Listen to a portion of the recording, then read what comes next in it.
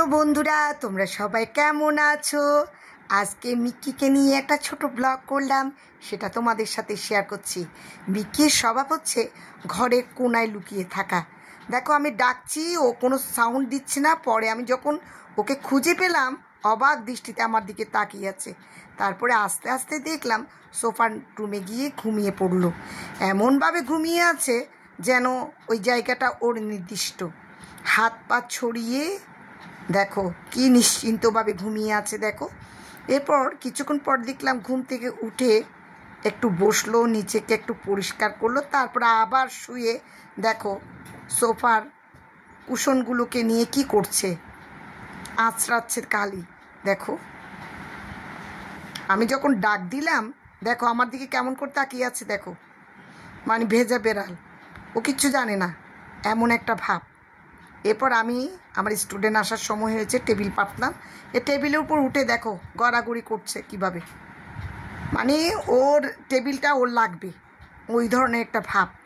দেখো সারা টেবিল জুড়ে কি অবস্থা, বসে শুয়ে এক রাজত্ব।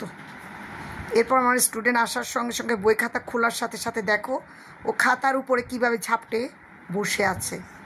আমি বললাম মিক্কি সর সর, না সরবে না, মুখটা আরও ঘুরিয়ে রেখেছে। পরে আমি বললাম মিক্কি তুই কি লেখাপড়া করবি? না, ওর কোনো পড়ালেখা করার মনোভাব নেই।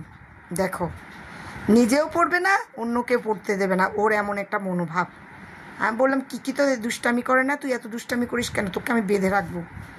বেঁধে রাখবার কথা বলাতে দেখো হাতটা দিয়ে কিভাবে খাতাটা আঁচড়াচ্ছে, দেখো আঁচড় দিচ্ছে।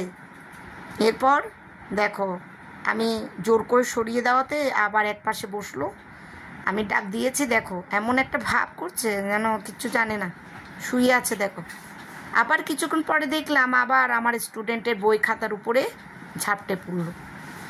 তো আবারও আমার সরাতে চেষ্টা করলাম, কিন্তু ও উঠবে না, খাতায় এমনভাবে শুয়ে আছে দেখো, ওকে আমি নাড়াতেই পাচ্ছি না।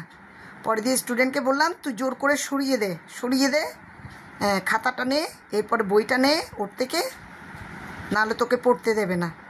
পরে অনেক কষ্ট করে কিছুক্ষণ বেঁধে রাখলাম। তারপরে আমার স্টুডেন্টের যখন পড়া হলো আবার ছেড়ে দিলাম, আবার সে টেবিলের উপর বসে দেখো গড়াগড়ি করছে, আবার সে রাজত্ব শুরু করেছে। তখন আমার মনে একটা দুষ্টুমি বুদ্ধি আসলো। দেখলাম যে তুই যখন এত দুষ্টুমি করছিস, ধর আমার মেয়ের চশমাটা দিয়ে দিলাম, দেখো গোল গোল দৃষ্টিতে কি সুন্দর করে তাকিয়ে আছে ভেজা বেড়াল। আমাদের শিয়াল পণ্ডিতের মতো লাগছে তোকে।